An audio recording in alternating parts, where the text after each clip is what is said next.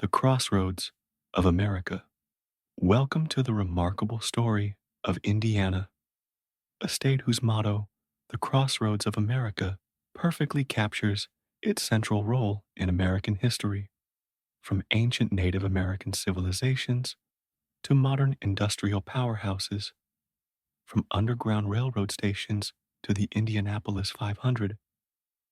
Indiana's story is one of constant transformation, innovation, and the quintessential American spirit.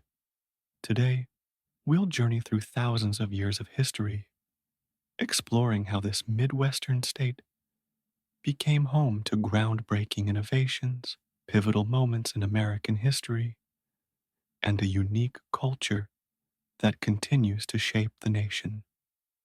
Whether you're a Hoosier yourself or simply curious about this fascinating state, prepare to discover the rich tapestry that is Indiana's history.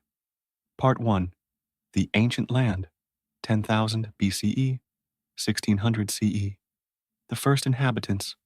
Long before European explorers set foot in what would become Indiana, this land was home to sophisticated civilizations. Archaeological evidence suggests human habitation dating back to at around 10,000 BCE, when Paleo-Indians hunted mastodons and other megafauna across the region's forests and prairies. As the climate warmed and stabilized, these early peoples developed into what archaeologists call the archaic cultures, 8,000, 1000 BCE. They established seasonal camps, developed new tools, and began cultivating plants. The discovery of shell middens along the Ohio River and other waterways tells us these people had complex societies with trade networks stretching across the continent. The mound builders, perhaps the most fascinating pre-Columbian inhabitants, were the Adena culture, 1200 BCE, and later the Hopewell culture, 200 BCE, 500 CE. These sophisticated peoples, often called the mound builders, left behind impressive earthworks that still dot Indiana's landscape today. The most spectacular example is the Angel Mounds site near Evansville, built by the Mississippian culture between 1050 and 1450 CE. This was a thriving town of over 1,000 people, complete with a central plaza, wooden palisades, and massive earthen mounds that served as platforms for important buildings and ceremonies. The largest mound rises 44 feet above the surrounding landscape, a testament to the engineering skills of these ancient peoples. These cultures weren't isolated. They participated in vast trade networks, imported copper from the Great Lakes, shells from the Gulf Coast, and obsidian from the Rocky Mountains. They cultivated corn, beans, and squash, the three sisters that would sustain Native American communities for generations. The historic tribes. By the time European explorers arrived, the Mississippian culture had largely disappeared, possibly due to climate change, disease, or social upheaval. In their place emerged the historic tribes that would interact with European colonizers: the Miami, Potawatomi, Delaware, Lenape, Shawnee, and others. The Miami Confederacy was particularly dominant in what would become Indiana. They called the region Wiatanon and established important villages along the Wabash and Maumee rivers. These weren't the stereotypical nomadic tribes often portrayed in popular culture. They lived in substantial villages, practiced agriculture, and had complex political structures. Part 2: European Contact in Colonial Era, 1600-1783, First European Explorers. The first European to possibly reach Indiana was René Robert Cavelier, Sieur de la Salle, who explored the Great Lakes region in 1679. French explorers and missionaries soon followed, drawn by the lucrative fur trade. They found the Native Americans to be sophisticated trading partners who had been managing the region's resources for centuries. The French approach to colonization differed markedly from the English. Rather than seeking to displace native populations, French traders often lived among them, learned their languages, and frequently intermarried. This created a unique cultural blend that would influence Indiana long after French political control ended. The fur trade era. By the early 1700s, French trading posts dotted Indiana's waterways. Fort Ouiatenon, near modern Lafayette, Fort Miami, Fort Wayne, and Vincennes became crucial links in the fur trade network connecting the Great Lakes to the Mississippi River. Vincennes, founded in 1732, holds the distinction of being Indiana's oldest European settlement. The fur trade transformed Native American life. European goods, like metal tools, firearms, and cloth, became integral to Native economies. However, this also created dependencies and altered traditional ways of life. Competition for hunting grounds intensified, leading to conflicts between tribes. French and Indian War. The global conflict known as the 7 Years' War, 1754, 1763, called the French and Indian War in North America, would determine Indiana's fate. Native American tribes largely sided with the French, who they saw as less threatening to their land and way of life than the land-hungry English colonists. After the British victory in 1763, Indiana became part of the British Empire. The Proclamation of 1763 attempted to reserve lands west of the Appalachians for Native Americans, but this proved impossible to enforce. British traders replaced French ones, but they lacked the cultural sensitivity of their predecessors, leading to increased tensions. Pontiac's Rebellion. In 1763, Ottawa Chief Pontiac led a confederation of tribes in rebellion against British rule. Fort Ouiatenon and Fort Miami were captured by native forces. Though they were eventually retaken, the rebellion failed, but it demonstrated Native American determination to resist European encroachment and force the British to reconsider their policies. The American Revolution in Indiana. When the American Revolution began in 1775, Indiana became a crucial but often overlooked theater of war. British Lieutenant Governor Henry Hamilton, operating from Detroit, encouraged Native American raids on American settlements. He became known as the hair buyer for allegedly paying for American scalps. The war's most dramatic moment in Indiana came in 1779 when George Rogers Clark led a daring winter march to capture Vincennes. Clark's small force of about 170 men trudged through freezing floods, sometimes wading through chest-deep water, to surprise the British garrison. The capture of Fort Sackville at Vincennes helped secure American claims to the Northwest Territory. Part 3. The Northwest Territory and Early Statehood, 1783-1820, the Northwest Ordinance. After the Revolution, Indiana became part of the Northwest Territory, governed by the landmark Northwest Ordinance of 1787. This document established principles that would shape America's westward expansion: the prohibition of slavery, provision for public education, and a process for creating new states equal to the original 13. The ordinance's prohibition of slavery would make Indiana a free state. But this didn't mean racial equality. Black codes restricted the rights of free African Americans, and the southern counties, settled largely by Southerners, maintained pro-slavery sympathies that would persist through the Civil War. The Indiana Territory. In 1800, Congress separated the Indiana Territory from the Northwest Territory. President John Adams appointed William Henry Harrison as the territory's first governor.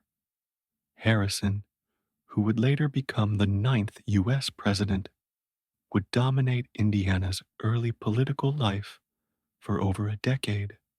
Vincennes became the territorial capital, and Harrison set about organizing government and negotiating treaties with Native American tribes. Between 1803 and 1809, Harrison negotiated numerous treaties that transferred millions of acres from Native American control to the United States, often through questionable means, including debt manipulation and negotiating with chiefs who lacked authority to sell the land. Tecumseh's resistance.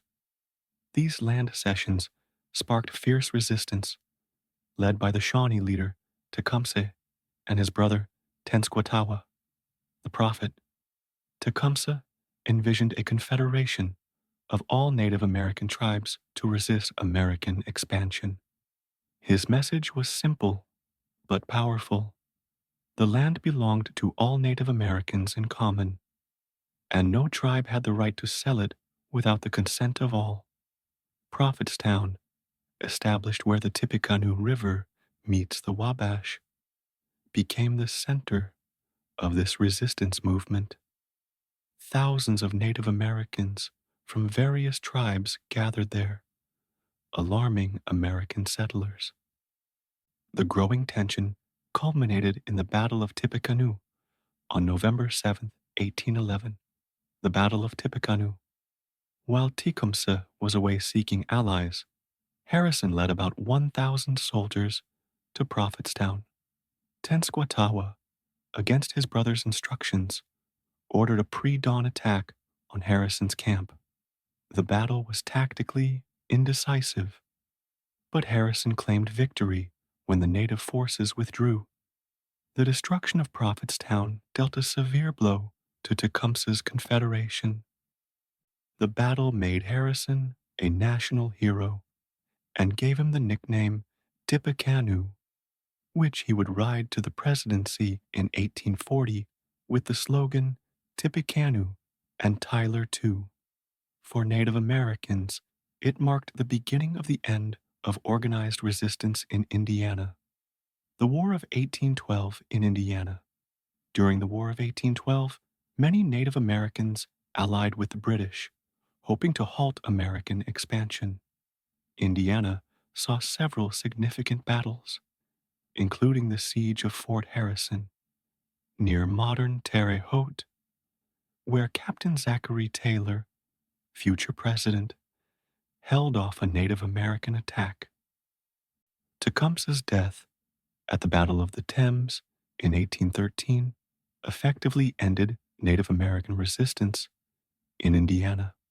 After the war, most remaining Native Americans were forced to cede their lands and relocate west of the Mississippi River, achieving statehood. With the Native American threat removed, American settlers poured into Indiana. The population grew from about 24,000 in 1810 to over 63,000 by 1815. On December 11, 1816, Indiana became the 19th state to join the Union. The state's first constitution, drafted in Corydon, the new capital, was remarkably democratic for its time. It provided for universal white male suffrage without property requirements and a strong legislature. However, it also prohibited African Americans from voting or serving in the militia, reflecting the racial prejudices of the era. Part 4. Pioneer Era and Early Development, 1820-1860, the Great Migration. The 1820s and 1830s saw a massive migration to Indiana. Settlers came primarily from three directions. New Englanders and New Yorkers settled the northern counties, bringing with them Yankee values of education and commerce. Southerners, particularly from the upland South, settled the southern counties, bringing their agricultural traditions. and German and Irish immigrants began arriving in significant numbers, especially after the 1848 revolutions in Europe. This diverse settlement pattern created distinct regional cultures that persist to this day. The phrase north of 40, referring to U.S. Route 40, still sometimes demarcates cultural differences within the state. Transportation revolution. Indiana's development accelerated with transportation improvements. The Michigan Road, authorized in 1826, connected Madison on the Ohio River to Michigan City on Lake Michigan, opening the state's interior to settlement and commerce. The Wabash and Erie Canal, begun in 1832, was even more ambitious. When completed, it stretched 468 miles from Lake Erie to the Ohio River, making it the longest canal ever built in North America. Towns along the canal, like Fort Wayne, Huntington, and Terre Haute, boomed. However, the canal era was short-lived. Railroads soon made canals obsolete, and the state's massive canal debt contributed to its bankruptcy in 1841. The rise of Indianapolis. In 1820, the state legislature decided to move the capital from Corydon to a more central location. They selected a site on the White River and named it Indianapolis, the city of Indiana.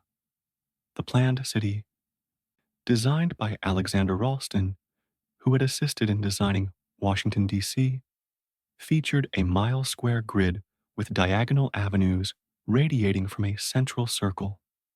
Indianapolis grew slowly at first. Critics called it India no place. But the arrival of the National Road in 1836 and railroads in the 1840s transformed it into a major commercial hub. By 1860, it was the state's largest city with over 18,000 residents. Education and culture. Indiana took its educational responsibilities seriously. The 1816 Constitution mandated a system of public education, though it took decades to fully implement. Indiana University, founded in 1820 in Bloomington, became the state's flagship institution of higher learning. Purdue University would follow in 1869, focusing on agriculture and engineering. The state also became a center of utopian experiments. New Harmony, purchased by Robert Owen in 1825, attempted to create a perfect society based on education and communal living. Though the experiment failed within 2 years, it brought scientists and educators who made lasting contributions to American science and education. The Underground Railroad. Despite being a free state, Indiana had a complex relationship with slavery. The Ohio River border with Kentucky made it a crucial corridor for the Underground Railroad. Levi and Catherine Coffin, Quakers living in Fountain City, helped over 2,000 escaped slaves reach freedom, earning Levi the nickname President of the Underground Railroad. The Underground Railroad operated through a network of safe houses, often called stations, operated by conductors who risked imprisonment to help escapees.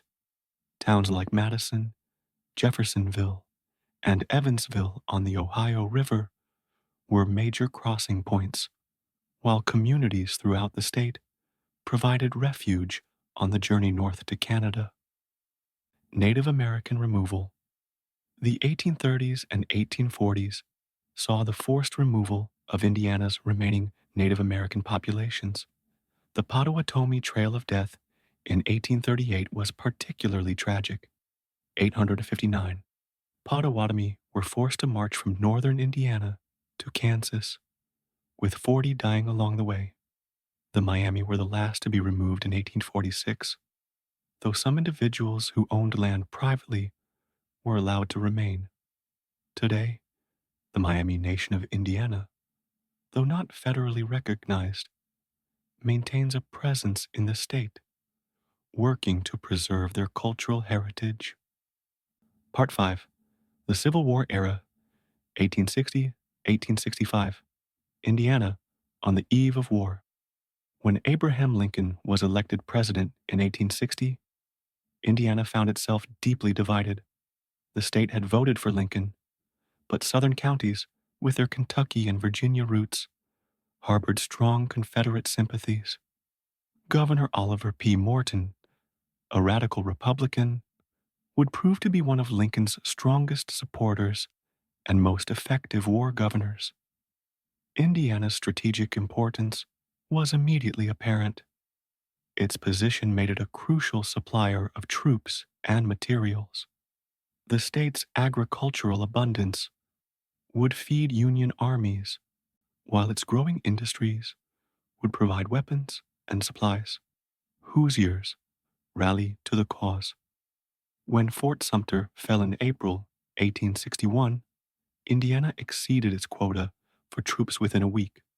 Over the course of the war, Indiana would contribute over 200,000 soldiers to the Union cause, about 15% of its population.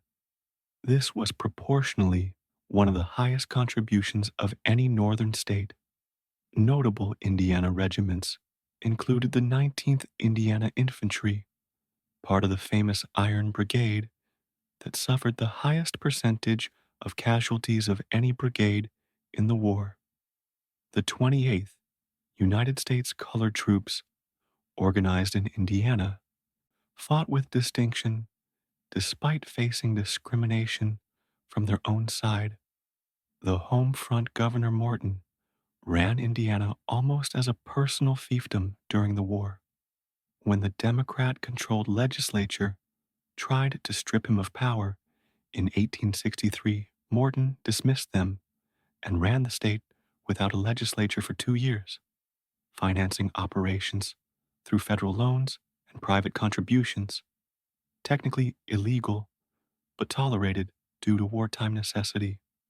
Women took on new roles, running farms and businesses while men were at war. They also organized soldiers' aid societies, preparing supplies and caring for wounded soldiers.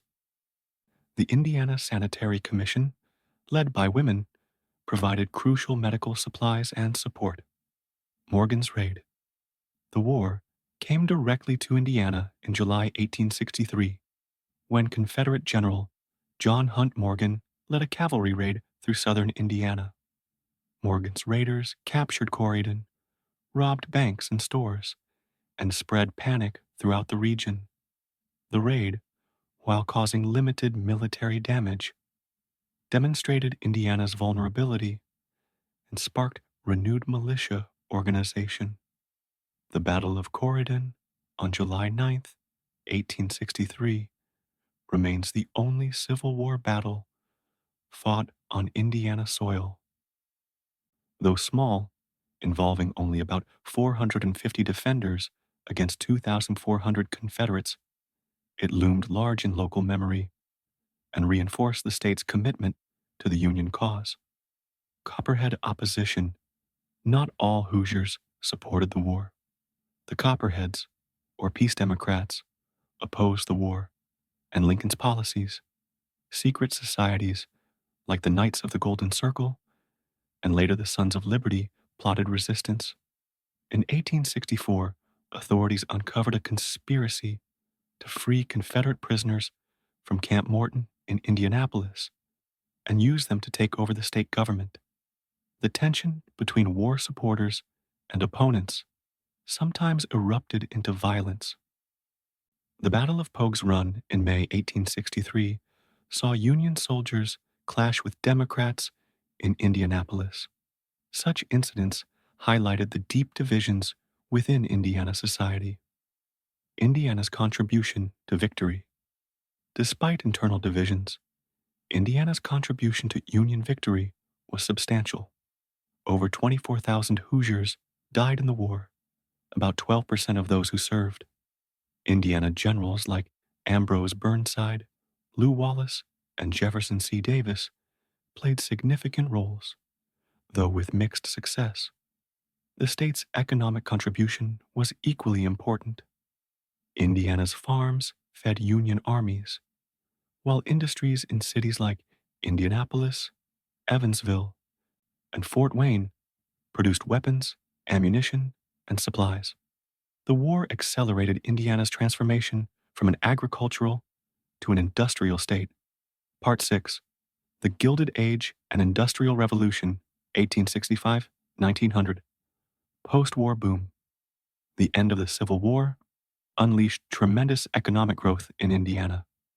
Returning soldiers brought energy and ambition, while wartime industrial development provided a foundation for expansion.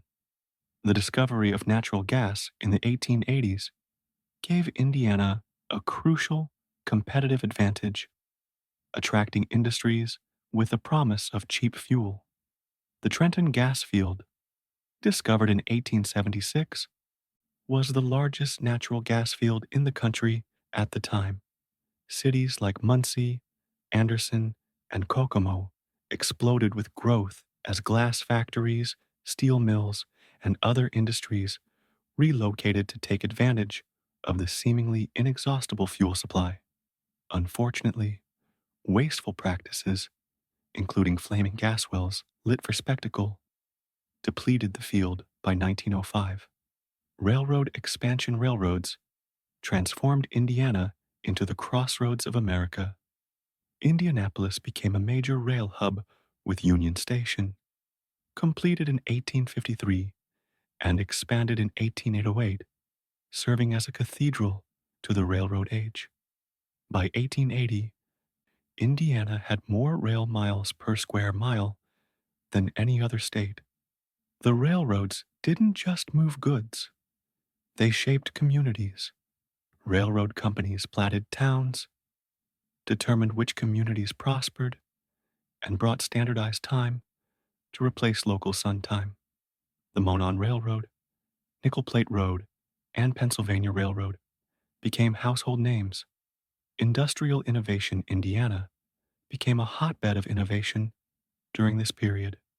Elwood Haynes of Kokomo built one of America's first automobiles in 1894, test driving it on Pumpkin Vine Pike at the blazing speed of 6 mph. His success helped establish Indiana as an early center of automobile manufacturing.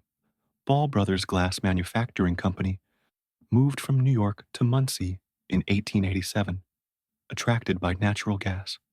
Their mason jars became ubiquitous in American homes. In Fort Wayne, Charles and Frank Rhea developed refrigerated rail cars that revolutionized food transportation. Labor movement industrialization brought labor conflicts. The Great Railroad Strike of 1877 paralyzed transportation in Indianapolis and other cities. Workers demanded better pay and conditions, sometimes clashing violently with state militia and private security forces. Eugene V. Debs of Terre Haute emerged as a national labor leader, founding the American Railway Union in 1893. His leadership of the Pullman strike in 1894 made him a hero to workers and a danger to industrialists. His later conversion to socialism and 5 runs for president kept Indiana in the national spotlight. Cultural flowering. The late 19th century saw Indiana emerge as a cultural force. The Hoosier School of Painters, including T.C. Steele and J. Otis Adams, captured Indiana's landscapes and rural life, gaining national recognition. Their work at Brown County established it as an artist colony that continues today. In literature, Indiana produced a remarkable array of talent. James Whitcomb Riley became America's most popular poet with his dialect verses celebrating rural life. Lew Wallace's Ben-Hur, 1880, became the best-selling American novel of the 19th century.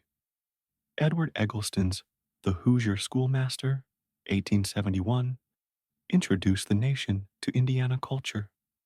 Political prominence Indiana wielded disproportionate political influence during this period. The state's balanced party competition and central location made it a crucial swing state. Between 1868 and 1916, Indiana placed a candidate on the national ticket in all but two presidential elections. Benjamin Harrison, grandson of William Henry Harrison, served as president from 1889 to 1893.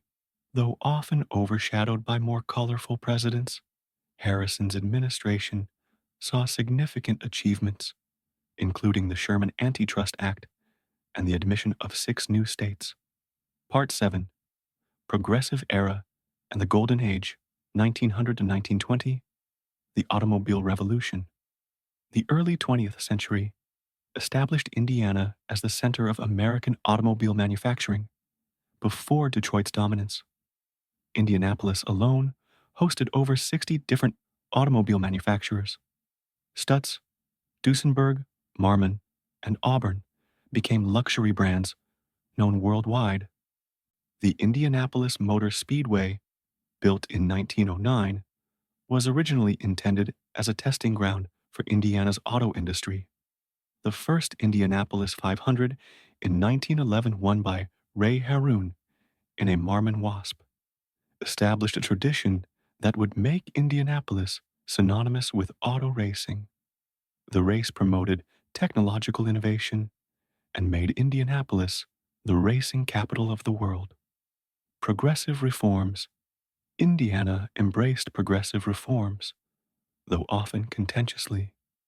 Governor Thomas R. Marshall, later Woodrow Wilson's vice president, pushed through a new constitution in 1911 that included initiative and referendum provisions, though it was later declared invalid by the state Supreme Court.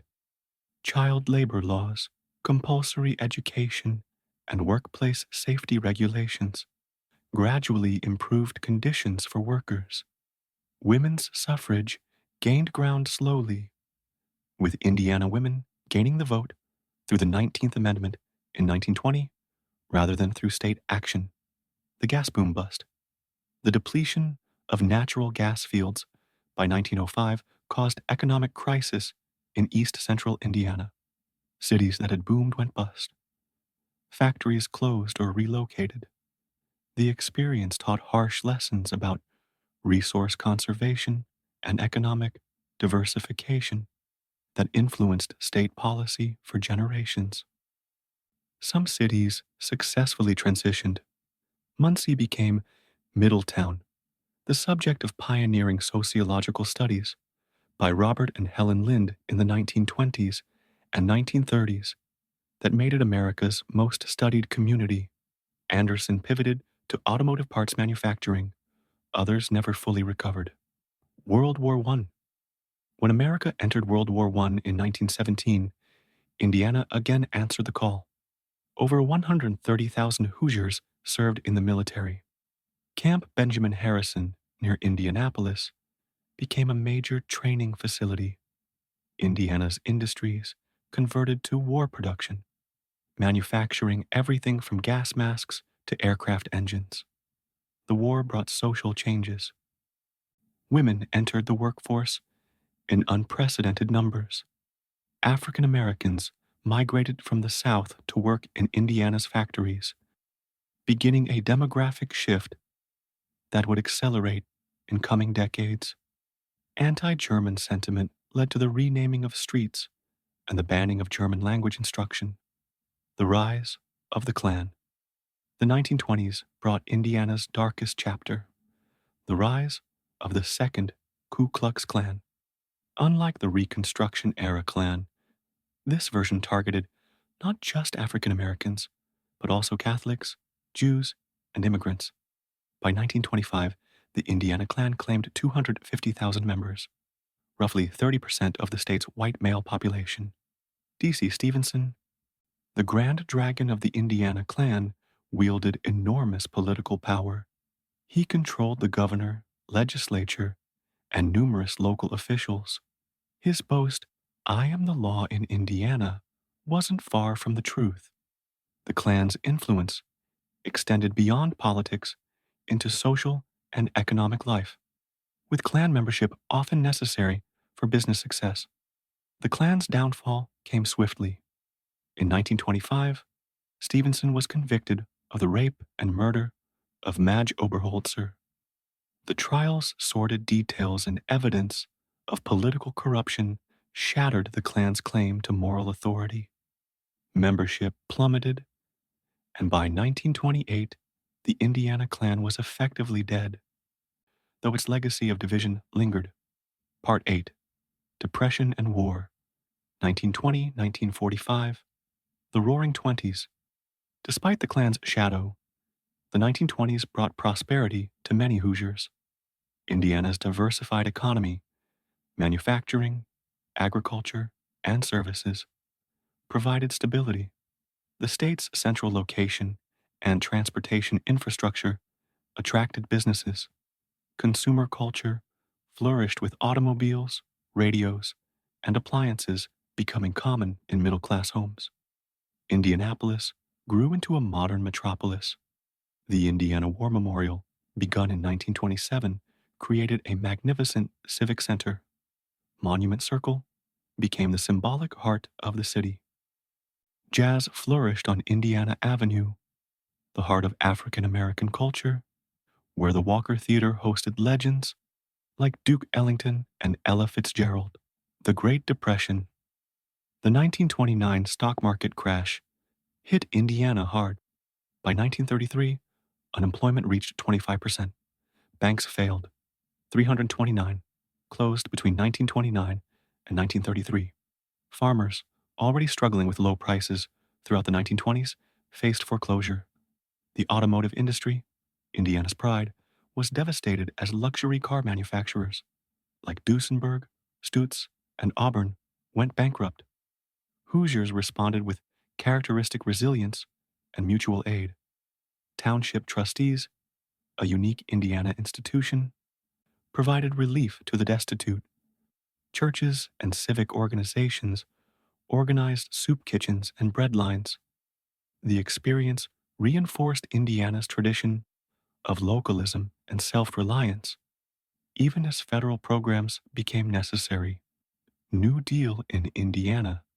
Indiana's relationship with Franklin Roosevelt's New Deal was complicated.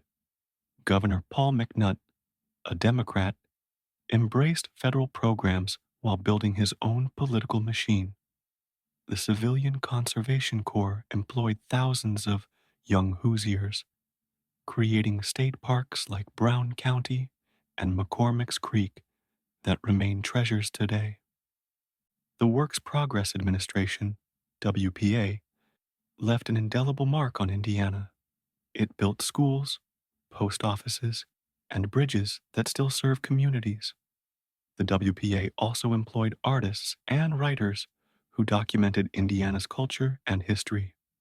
The Indiana Writers Project produced a groundbreaking state guide that preserved stories and traditions that might otherwise have been lost. Rural electrification transformed farm life. In 1935, only 3% of Indiana farms had electricity. By 1945, over 50% were electrified. This revolution improved living standards and agricultural productivity, helping preserve family farms that might otherwise have failed. Industrial recovery. Defense preparations in the late 1930s revived Indiana's economy. The Studebaker Corporation in South Bend received military vehicle contracts. Allison Engine Company in Indianapolis developed aircraft engines. The pharmaceutical industry, led by Eli Lilly and Company, expanded to meet military medical needs. World War II transformed Indiana into the arsenal of democracy. Every major Indiana industry converted to war production. Studebaker built military trucks and aircraft engines. The Pullman Standard plant in Hammond produced bombers. Recreational vehicle manufacturers in Elkhart built military trailers. Even Ball Corporation switched from mason jars to ammunition casings. The home front during World War II. Over 400,000 Hoosiers served in the military during World War II. roughly 10% of the state's population. Those at home faced rationing, blackouts, and air raid drills. Women entered factories in unprecedented numbers, earning good wages, but facing discrimination and the expectation they would leave when men returned. Camp Atterbury, established near Edinburgh in 1942, trained over 275,000 soldiers. German and Italian prisoners of war worked on Indiana farms, helping offset labor shortages. Japanese Americans, relocated from the West Coast, found refuge in some Indiana communities, though they faced prejudice elsewhere. The war brought permanent social changes. African Americans, drawn by defense jobs, doubled Indianapolis's black population. Women proved their capability in traditionally male occupations. Veterans returned with broader horizons and GI Bill benefits that enabled education and homeownership. Notable Hoosiers at War, Indiana, produced numerous war heroes. Captain Charles Chuck Yeager, though born in West Virginia, trained in Indiana and later broke the sound barrier. Ernie Pyle of Dana became America's most beloved war correspondent, bringing the reality of combat to the home front until his death on Okinawa in 1945. The USS Indianapolis, the Portland-class cruiser that delivered atomic bomb components to Tinian, was torpedoed by a Japanese submarine on July 30th, 1945. Of the 1,195 crewmen, only 316 survived 4 days in shark-infested waters. The tragedy, immortalized in the film Jaws, remains the worst naval disaster in U.S. history. Part 9. Post-war transformation. 1945-1970. Economic boom. The post-war era brought unprecedented prosperity to Indiana. Returning veterans used GI Bill benefits to buy homes and start businesses. The suburban boom transformed cornfields into subdivisions. Shopping centers replaced downtown retail districts. Interstate highways, particularly I-65, I-69, I-70, and I-74, reinforced Indiana's position as the Crossroads of America. Manufacturing thrived with pent-up consumer demand.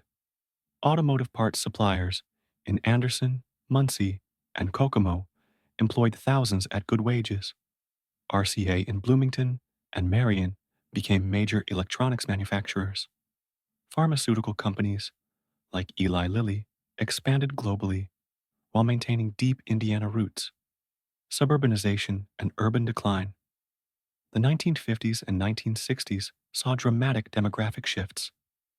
Middle-class whites fled cities for suburbs, facilitated by federal housing policies and interstate highways.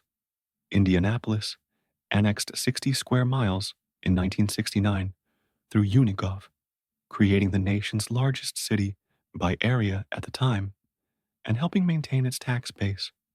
But other cities weren't as fortunate. Gary, once the magic city that epitomized American industrial might, began a long decline. White flight, deindustrialization, and environmental degradation created a spiral of urban decay. By 1970, Gary's population was majority African American, but political power didn't translate into economic opportunity as steel industry jobs disappeared. Civil rights movement. Indiana's civil rights struggle was less dramatic than the Deep South, but no less significant. School segregation, though not mandated by law, was widespread through residential segregation. The 1949 Indiana School Desegregation Act preceded Brown v. Board of Education, but implementation was slow and contested. Indianapolis's Crispus Attucks High School, built in 1927 as the city's segregated black high school, became a source of pride when its basketball team, led by Oscar Robertson, won the state championship in 1955, the first all-black team to win an integrated state tournament. Their 1956 repeat championship proved it was no fluke. The civil rights movement gained momentum in the 1960s. The Indiana Civil Rights Commission, established in 1961, worked to end employment discrimination. The 1968 assassination of Martin Luther King Jr. sparked riots in Indianapolis. But Robert Kennedy's impromptu speech in the city that night is credited with maintaining relative calm. Cultural Renaissance. The post-war period saw a flowering of Indiana culture. The Indiana University School of Music, established in 1921, became world-renowned. The Indianapolis Symphony Orchestra gained national stature. Holiday World, opened in 1946 as Santa Claus Land, pioneered the theme park industry. Kurt Vonnegut emerged as one of America's most important writers, using his Indianapolis roots and Dresden bombing experience to craft darkly humorous critiques of modern society. Dan Wakefield's Going All the Way captured the suffocating conformity of 1950s Indianapolis. The Indianapolis 500's national television, broadcast beginning in 1965, delayed in Indianapolis until 1986, made it America's premier sporting event. Basketball hysteria. Nothing captured Indiana culture like high school basketball. Hoosier hysteria reached its peak in the 1950s and 1960s when small town gyms became civic cathedrals. The single class tournament, where tiny schools could compete against urban powers, embodied democratic ideals and community pride. Milan's 1954 state championship, defeating mighty Muncie Central, inspired the movie Hoosiers and became mythology. Every small town dreamed of a similar glory. Gymnasiums built in this era, often seating more than the town's population, stand as monuments to basketball's cultural importance. Education expansion. Higher education expanded dramatically. Indiana University grew from 11,000 students in 1945 to over 30,000 by 1970. Purdue became an engineering and agricultural powerhouse. Regional campuses brought higher education within commuting distance of most Hoosiers. The creation of Indiana University Purdue, University Indianapolis, IUPUI, in 1969 represented innovative thinking about urban education. Ball State, Indiana State, and the University of Southern Indiana, originally Indiana State Evansville, expanded from teachers' colleges into comprehensive universities. Part 10, Modern Challenges and Opportunities, 1970-2000. Economic Restructuring. The 1970s brought economic crisis. The oil embargo, inflation, and foreign competition devastated Indiana manufacturing. The Rust Belt was born. Between 1979 and 1982, Indiana lost 200,000 manufacturing jobs. Unemployment reached 12.2% in 1982, worse than the national average. Cities built on single industries suffered most. When Chrysler closed its Newcastle plant, the city lost its largest employer. Anderson's General Motors plants, once employing 25,000, shrank to fewer than 3,000 by 1990. The psychological impact matched the economic. Communities lost their identity along with jobs. Agricultural crisis. The 1980s farm crisis hit Indiana hard. Overproduction, falling prices, and high interest rates forced thousands of family farms into foreclosure. The number of Indiana farms dropped from 88,000 in 1978 to 67,000 by 1987. Rural communities withered as young people fled to cities for opportunity. Yet agriculture adapted and survived.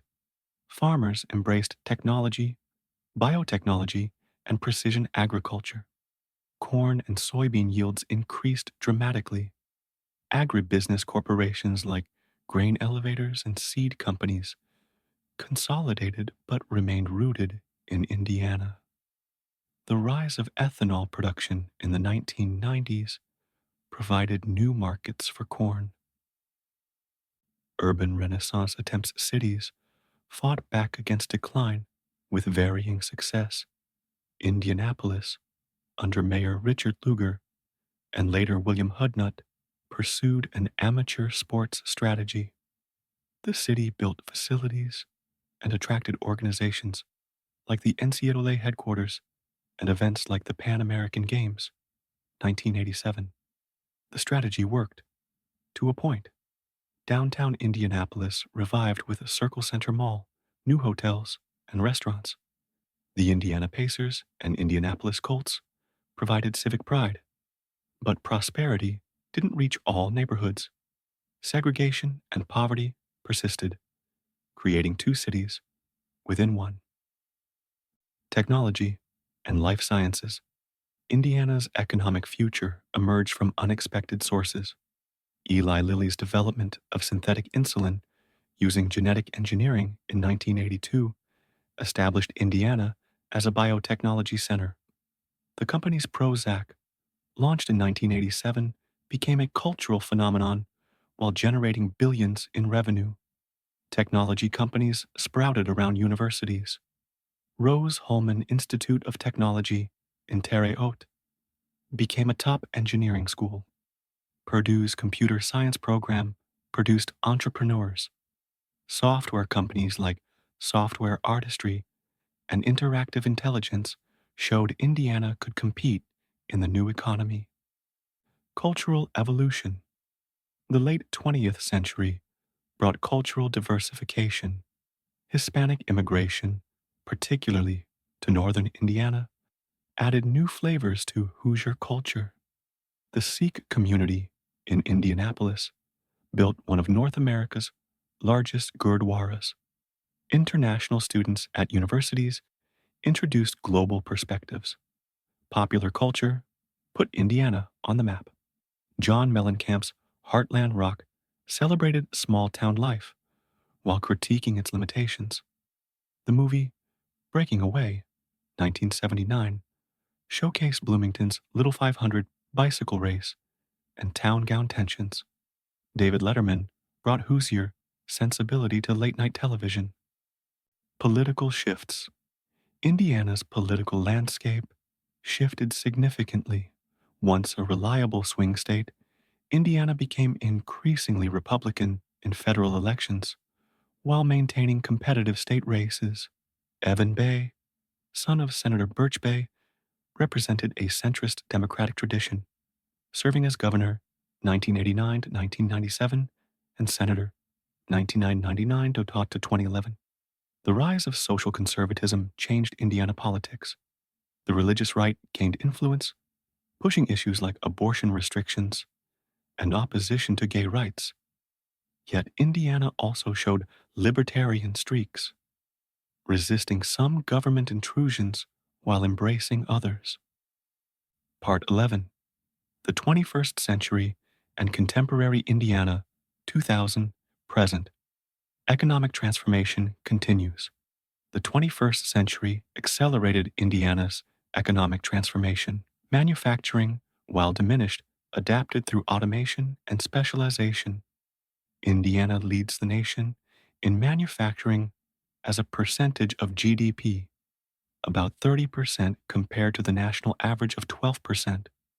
Advanced manufacturing, including medical devices, aerospace components, and electric vehicle batteries, replaced traditional assembly lines.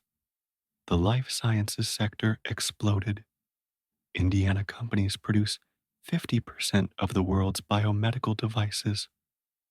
Orthopedic companies in Warsaw, the orthopedic capital of the world, including Zimmer Biomet and Dupuy, dominate global markets.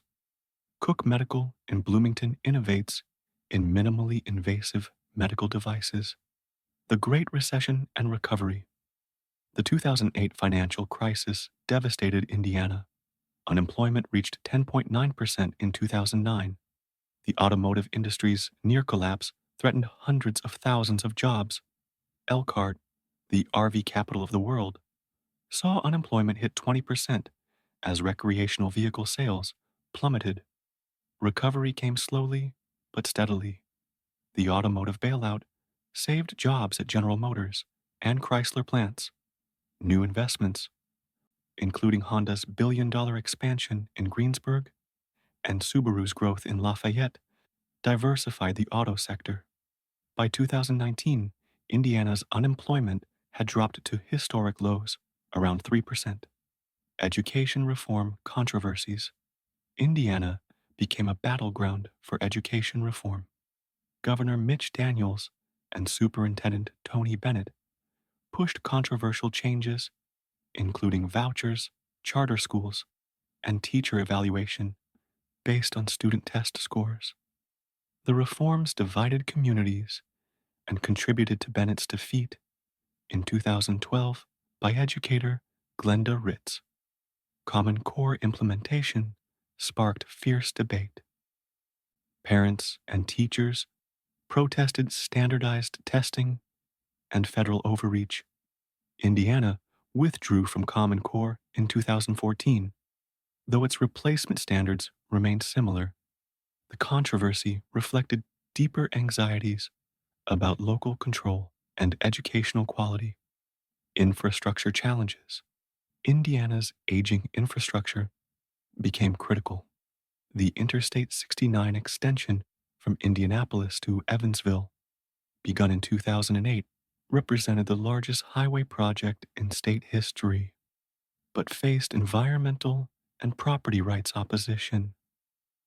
The 2006 lease of the Indiana Toll Road to a foreign consortium for $3.8 billion generated controversy but provided needed transportation funding. The 2013 Interstate 65 bridge collapse in Indianapolis highlighted infrastructure dangers. Water system failures in many cities revealed decades of deferred maintenance. Yet Indiana also innovated. The state's partnership with Purdue on autonomous vehicle testing positioned it for transportation's future.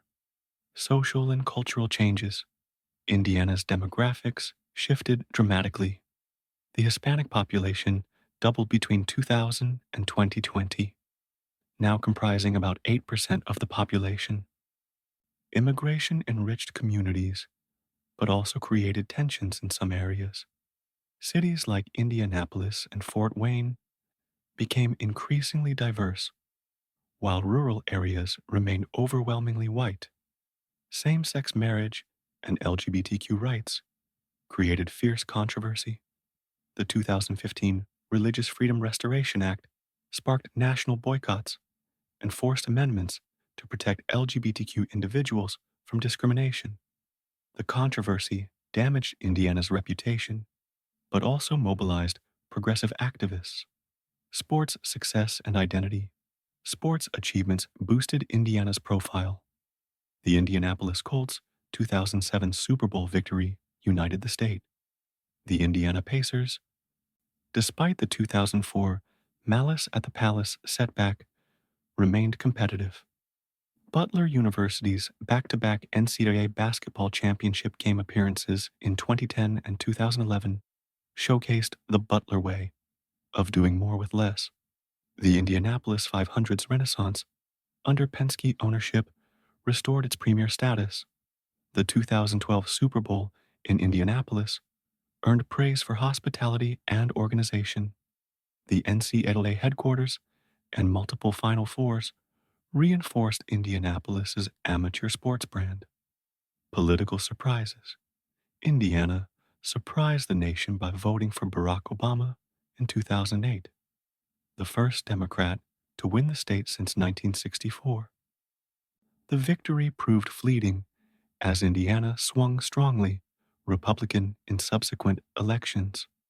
Mike Pence's journey from congressman to governor to vice president elevated Indiana's national profile. Pete Buttigieg's rise from a South Bend mayor to presidential candidate and transportation secretary represented Indiana's changing politics.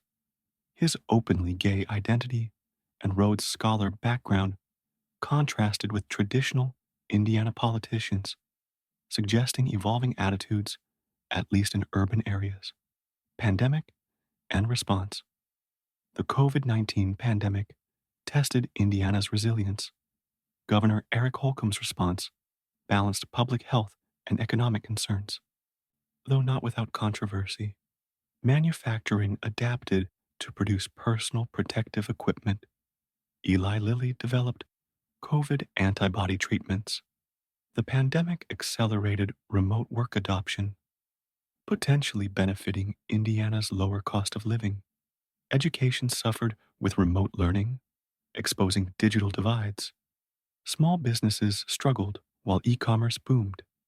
The pandemic's long term effects on Indiana's economy and society continue unfolding.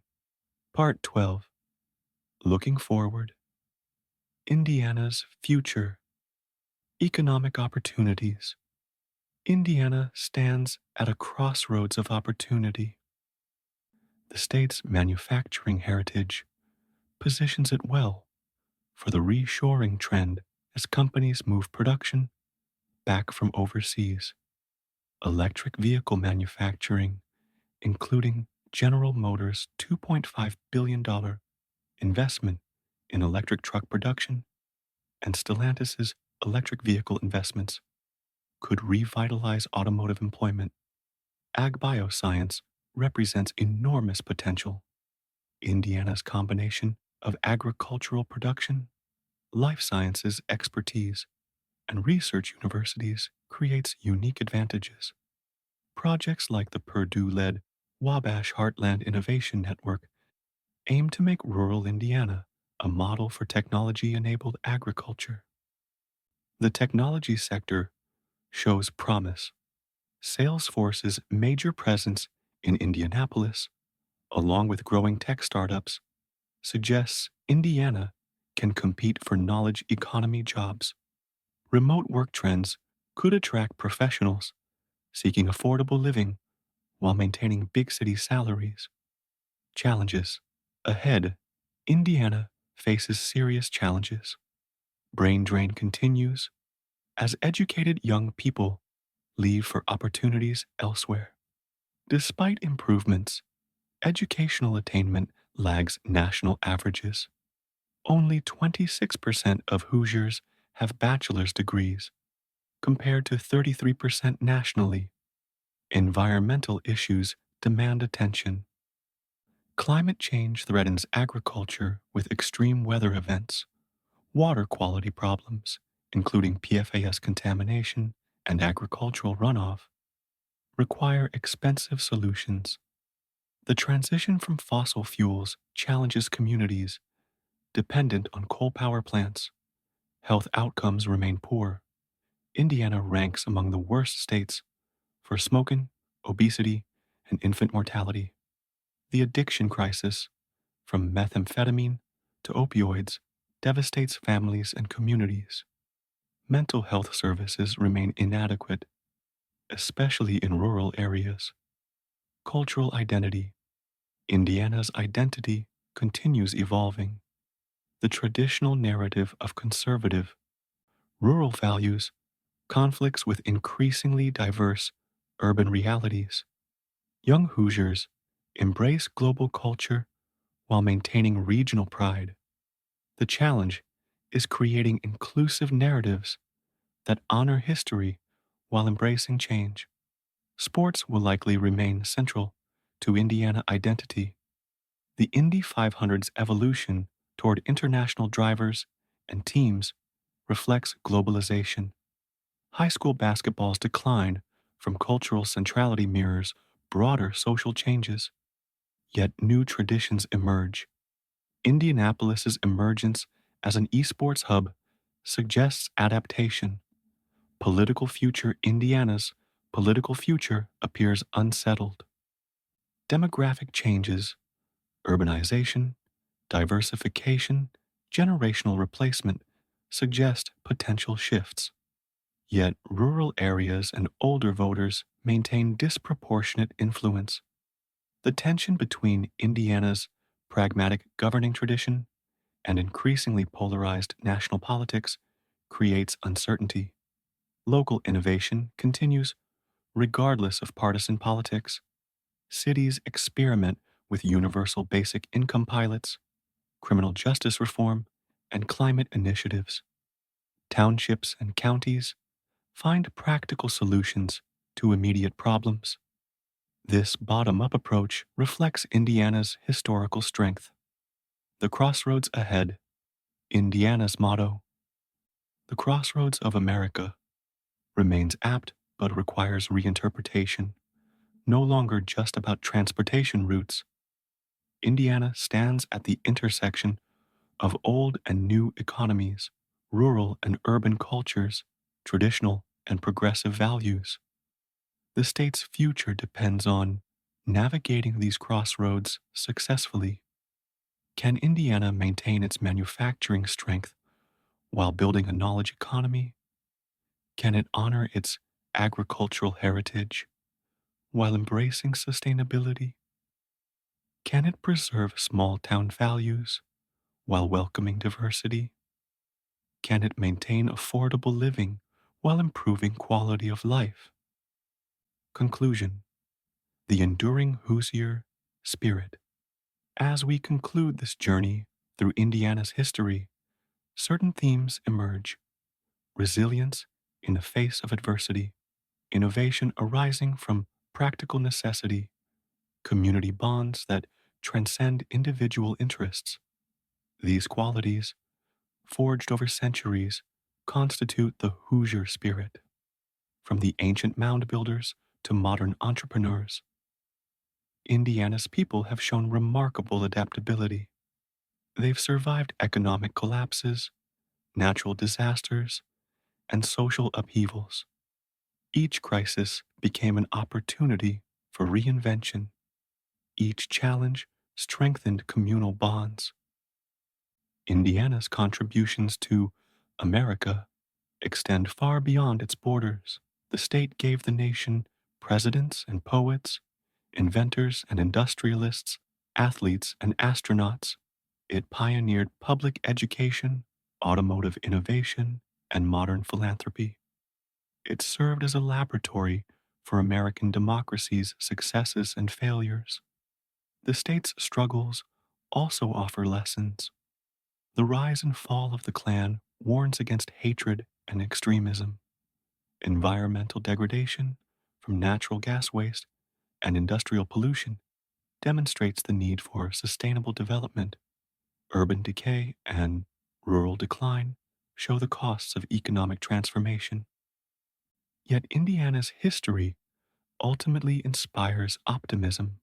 Time and again, Hoosiers have overcome seemingly insurmountable challenges.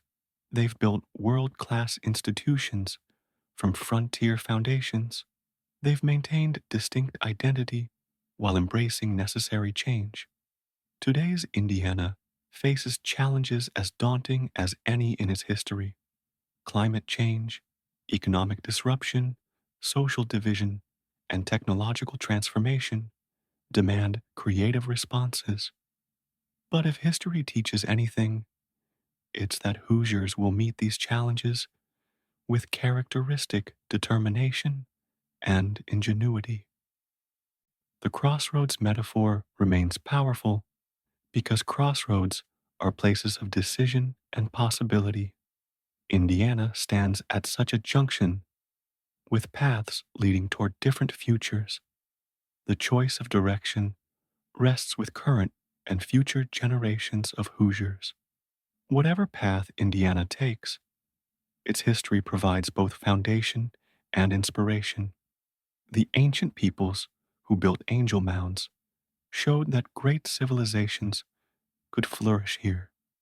The pioneers who carved farms from forests demonstrated the power of perseverance.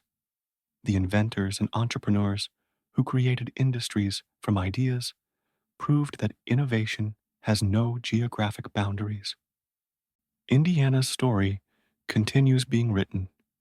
Each generation adds new chapters while building on previous narratives. The state that gave America the Indy 500 and insulin, popcorn, and basketball continues evolving and contributing. Its history suggests that whatever comes next, Indiana will face it with a practical wisdom, community spirit, and quiet determination that have always defined the Hoosier state. Thank you for joining us on this journey through Indiana's remarkable history, from ancient civilizations to modern innovations, from territorial struggles to technological triumphs. Indiana's story reminds us that history isn't just about the past, it's about understanding how we got here and imagining where we're going.